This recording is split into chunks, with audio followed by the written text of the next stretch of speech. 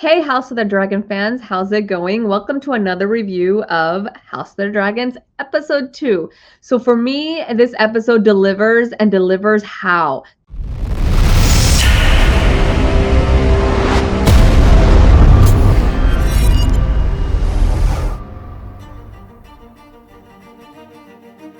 There's deceit, there's planning, there's plotting.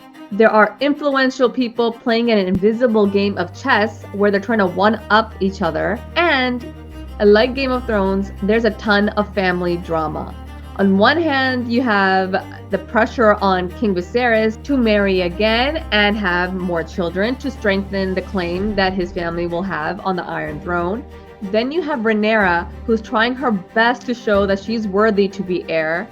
And lastly, you have the brother struggle. King Viserys versus Prince Daemon and how they are at loggerheads and wanting different things. Here, Prince Daemon seems like he will stop at no length to get his title back as heir to the Iron Throne. The visuals, the background score, the dialogues, the screenplay, everything was top notch. The score was so epic that it set the mood for not only the episode, but for each character as well. The dialogue was engaging and the screenplay was so fast that you couldn't blink. There was plotting and scheming and revenge at every corner. If you blinked, you would have missed something. What else did episode 2 entail? Let's break it down. So, Tino, the most exciting part of this episode was the intro. The intro music was back. It felt like Game of Thrones days. Obviously, the tune was there, but the visuals, the animation was totally different. It was like this red flowing blood going from one place to another, showing how the Targaryens came to power. Basically, the blood flowed to each marker, and then marker was a king or a castle they took over, and then they go on to the next. I also loved how rugged everything was. It looked cavernous, it looked old, depicting how much in the past we are compared to the Game of Thrones series that people were used to. Yeah, no, that's true. I mean, I know that some people will have issues that, this was the same music that was used, we're so used to from the last series. I actually loved it. It brought, I had goosebumps, No, I watching loved the it. intro. The last episode, we were like, hey, where is the intro, right? What Yeah. happened to any kind of intro? And we saw a little bit glimpses of that, but never really get to experience the actual intro. This one, it happened. So one thing I really loved about this intro, which I'm not sure how many people noticed, but I definitely caught some glimpses, which was some of the heirs that to the throne. As the blood were flowing through, we saw obviously the Aegon's crown. That was the first right away, right? That's the first thing you see. Rhaenys was there as well, and Daemon was there. I mean, you saw some of the icons or kind of glimpses of that as well. And then it was weird towards the end. There, you actually see Rhaenyra.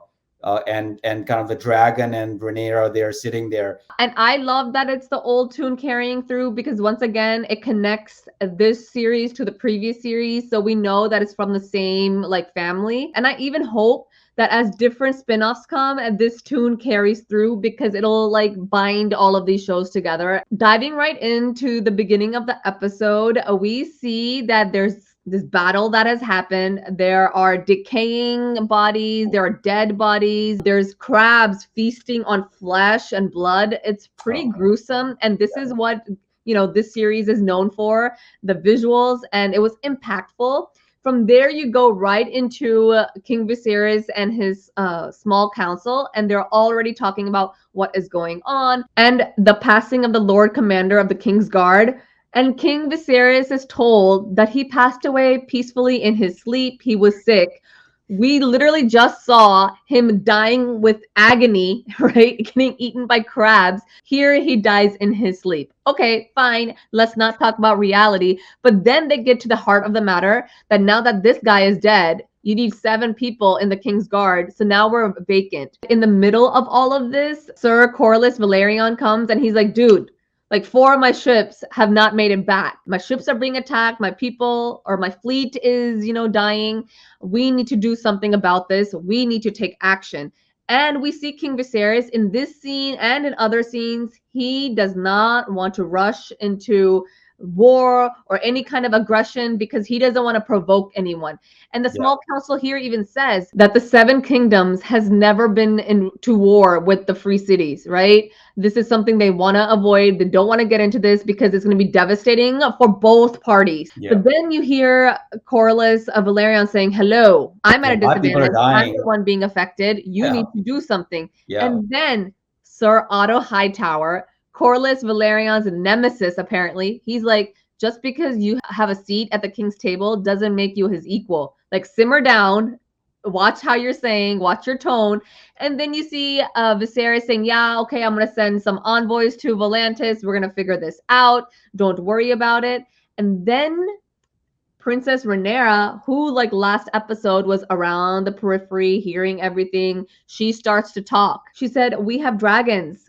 Let's ride them, father, right? Otto Hightower, he literally says, let's put the princess's talents to other use. Like, we don't want to hear from you. Keep your mouth shut. You might be the heir, but you have no voice here. I'm conflicted about this a little bit because I know in one way that, he saw that and he felt that and he said, okay, I don't want to start a huge war. But at the same time, dude, your people are dying.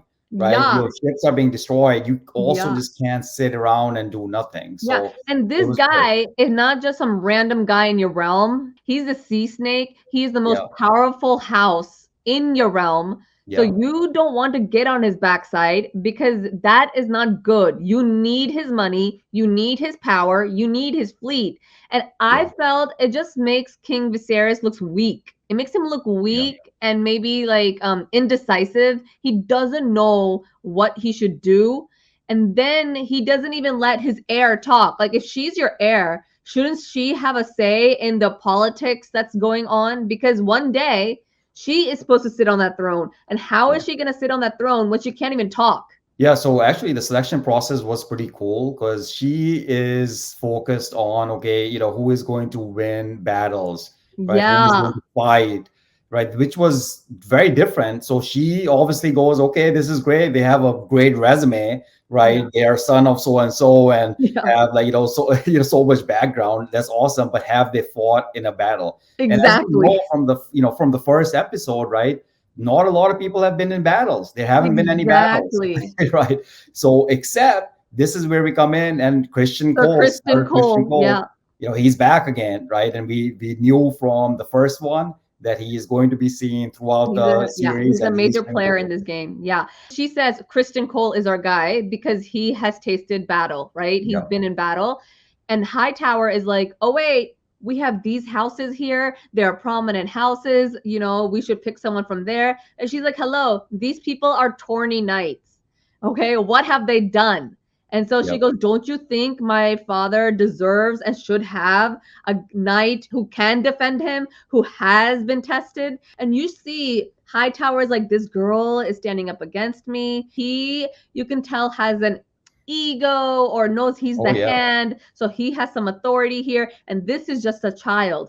And then off in the distance you see Princess Rhaenys, the queen that never was, looking at this. She's seeing a Rhaenyra take charge in a way that she has not been able to. So that was pretty powerful for me. In all of this, we find out that it has been 6 months since the queen's passing, and during the 6 months of mourning, I guess, we know that the king has to remarry now, because as a king, you got to watch out for your succession, and he only has Rhaenyra, so he has to solidify that claim.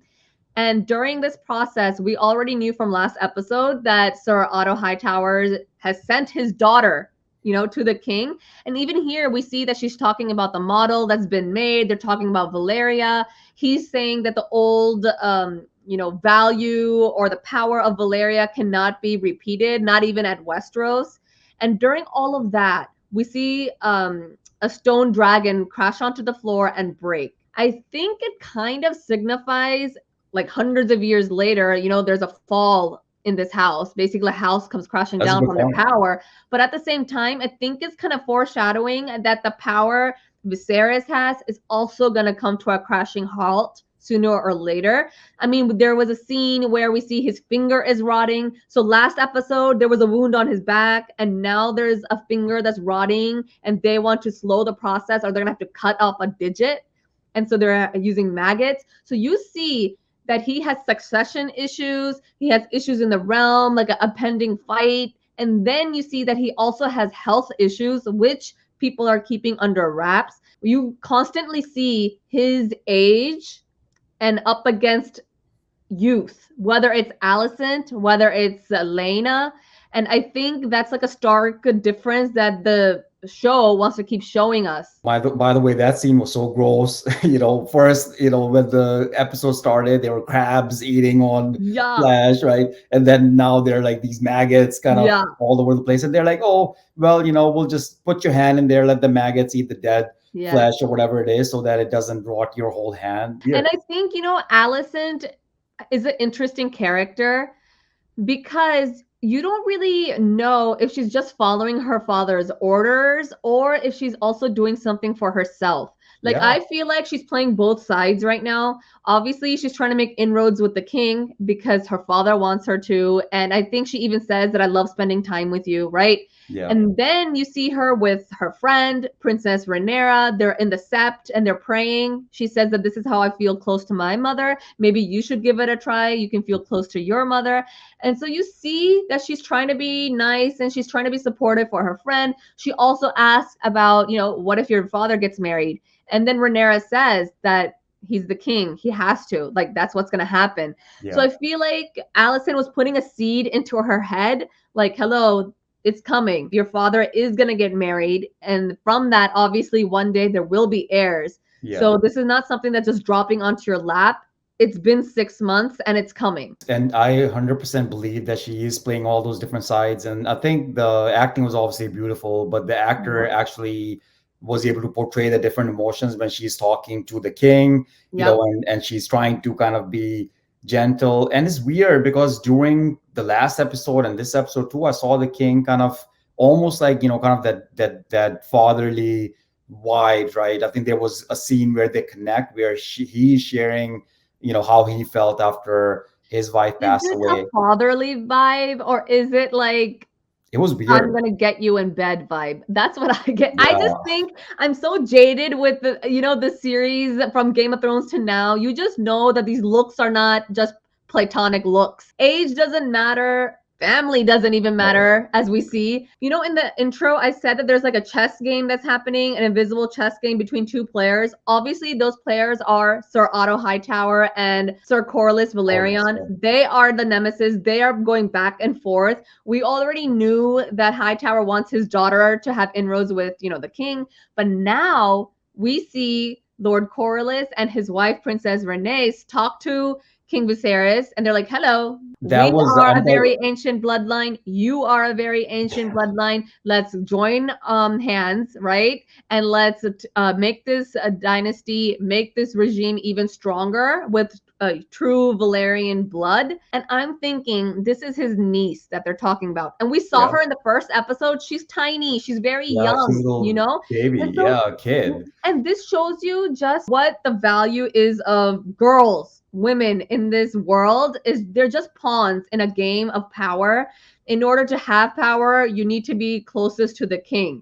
Now, Princess Rhaenys doesn't have the throne, but she wants to be closest to the throne through her daughter at this point. Even more awkward than that scene where they put this proposal out there is when he's taking that stroll with his niece, Elena of Velaryon. I was like, this is so disgusting, like disturbing to see an old guy with a girl who's not yet 14. And they're just walking. And then this girl, she goes, it'll be an honor to, get married to you, be your queen, and I will give you pure blood heir, children. Many of them. I was like, wow. So she knows. And it's like, are these her words? Are these her mother's words? Are these her father's words? Whose words are they? Does she really mean them? Or is she being forced because she has no say? And it was great because, again, amazing acting, right? Because when she was saying those words, you felt almost like they were rehearsed. Yeah. And I think they were, right? And Yeah. actually, it's funny because he actually asked her that, right? Yeah. The king actually asked her, like, "Hey, wait a minute, are you saying this, or were you told Yeah. to say this?" And Yeah. she's quiet. And not just the acting at this point, the visuals were so Oh, pretty. beautiful. King's Landing looked magnificent. Westeros looked so luscious, green with the sea in the background. It was a beautiful, beautiful scene. Yeah. This one and the prior one with her parents. And one thing that we notice is Rhaenyra is watching this, right? As they're Yeah. walking, that was, Yes. I mean, that was mind blowing because what is going through her head, right? Exactly. Like this was my cousin. Now she might be my stepmom. And then you see that Princess Renae is watching Princess Rhaenyra watching them. So Yes. it's like one after another. And I love this back and forth between them. Oh, She was like, "How do you feel?" And she's like, "He's king. He has to marry. But how do you feel? She's your daughter." And then the look on Princess Renee's face, like, yes, she's my daughter. I feel bad, but what can I do? This is just how it is. And then she says, your father is going to marry either my daughter or someone else's daughter, and he is going to have other kids. And one of those kids might be a son. So don't think that your title as an heir is going to stick because the men in this realm don't want it, and your father will not go against them. when she said that, look, I've already, tried this, right? I've Yep. been in the situation and they didn't pick me. And, they will never pick a woman in that role. And she goes, they didn't pick you, right? Yeah. Not a woman. It's not about a woman. It was about you. I mean, Yeah. I was like, honestly, in damn. that whole scene, I think that was the most beautiful dialogue delivery and the interaction in the whole thing. Because I honestly got Danny vibes, right? I got You her are just vibes a that she Danny was the stan. That's why. but No, no, but she was seriously, it was whole. two powerful women who are Yeah. in different stages of their life. One had the opportunity to be queen, but she wasn't given it because she wasn't a man. And here you have the next generation who is a step closer. She is the heir. Her father is king. So it's very likely that she could accede the throne. But once again, we're living in a world where this hasn't happened before. And because a woman is now heir, you see that there's so much plotting and talking behind back and trying to take advantage of having the king's ear, because it's easier to control when the heir, the succession is uncertain. Because at the end of the day, even though she's heir, are people really going to allow it to happen? She said they bent the knee for me, right? Yeah, it So did they say that. So, we literally just talked about how Rhaenyra shows her strength when talking to Princess Rhaenys. hmm, On the flip side, whenever she's with her dad, she's hardly able to get two words in. Whether yeah. it was trying to talk to him about Kristen Cole, whether it was about riding the dragons, whether later on when she says, let's go to Dragonstone, take your dragon, no one listens to her. Her father doesn't even listen to her. Like I said, if he cannot respect her opinions, no one else in the small council is. And if no one else in the small council respects her opinion, no one else outside the keep is going to do that either. So you see that there's a struggle here. She even voices that struggle to her friend Allison, that he only sees me as a child. He Yeah. doesn't see me anything more than that. And I am much more than that. And we see that she's much more than that through her words, through her actions. Well, I just wish the king saw more other kids that are like 12 to 14-year old as his daughter too, instead of potential wives. I think Okay, that would that's be a nice. whole different show because that's not this one. I know, right? So we finally hear what Daemon is up to. He has taken control of Dragonstone without any issue. He has a strong hold on it. And now he sent this letter to the king saying that I'm taking Missaria as my wife. She will be known as Lady Missaria of Dragonstone. And he also calls himself the rightful heir of the Iron Throne. And not just that, he says that Missaria is pregnant. So this automatically is a big no-no, because if she's pregnant, she could have a son. And if he has a son, then a lot of power and support might go to Daemon's side because he's already well liked. He controls the city watch, right? Then he's also ambitious. He's also one of those people that will conquer, likes to fight. So he shows his might. So then if he has a son, to take his succession, they might just go to him and leave King Viserys and Rhaenyra hanging. So this is a huge problem. Hightower says this is sedition. We need to take care of this. And then King Viserys is basically like, what do you want me to do? Hunt him down, put his head on a stake, send him to a wall? He wants to provoke me, and you want me to just fall into that trap.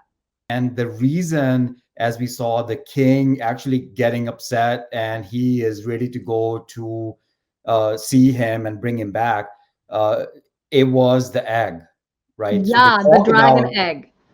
Yeah. And, he is saying, Daemon is saying, I'm going to take the egg and I'm going to put in the baby's cradle, right? Because it's the blood and it deserves the egg. But this is where he, I think, effed up. And this was the same egg that the king had actually set aside for his baby that died. Yeah. That's when the king was like, you know what? F this. I'm going to go mess this guy up and bring him back. And then he's not even allowed to do that because Sir Hightower is like, no, I will go. But before Sir Hightower goes to Dragonstone, there's this weird scene with him and his daughter. He takes her hands in his hands and he goes, you're the most comely girl in the whole realm. Why do you do this to yourself?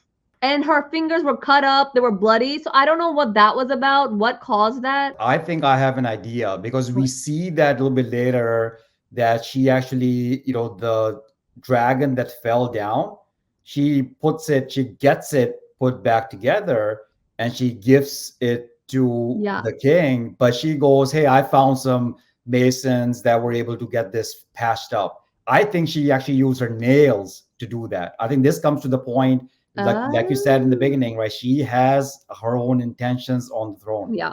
So now we finally get to Dragonstone. This is Dragonstone in its heyday. You see that visual? It's humongous. Beautiful. Okay. It's looming, it's large, it's dark, and it's foggy. So for me, I was like, look at the contrast between King's Landing and Dragonstone. And I feel like this is the contrast between the two brothers. One wants peace, one wants to be the good king. The other is ambitious, rebellious, violent. So it's like dark and mysterious. There's so much fog that you can hardly see anything. Sir Hightower is on this brick or stone pathway, with the guards, and they're going to approach, Princess Daemon, and he's there with Mysaria and the city watch behind him. And Hightower's like, the occupation you have on this island has to end. You have to disband your army. You got to get rid of your whore. You got to give us the dragon egg, so he has a list of things to do. And Daemon is basically like, you want the egg? It's right here. Come get it. Yeah.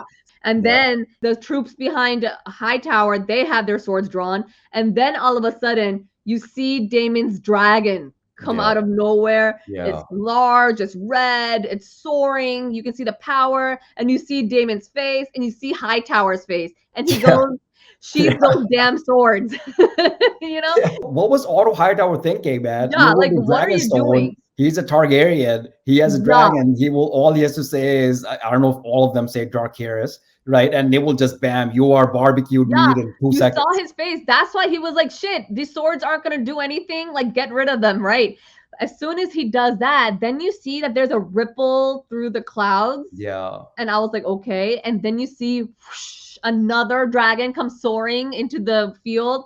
And who's on it? Obviously, Princess Rhaenyra is on it. And you should see Hightower's face. He was like, really? What the hell is she doing here? But at the same time, it's like relief. Okay, they have a dragon. Now we have a dragon. And she just calmly gets her dragon to land. She gets off of there and bypasses Hightower and goes straight to her uncle. And then they have this epic exchange. They do. And we saw that in the first episode too, the chemistry and the bond that they have a bond. They do. I mean, he respects his mistress, obviously, listens to her, but I think at the same time he listens to Rhaenyra as well. Yeah, I feel like. I mean, you saw just his facial expression change, his kind of tone change. Yeah, and his demeanor changes.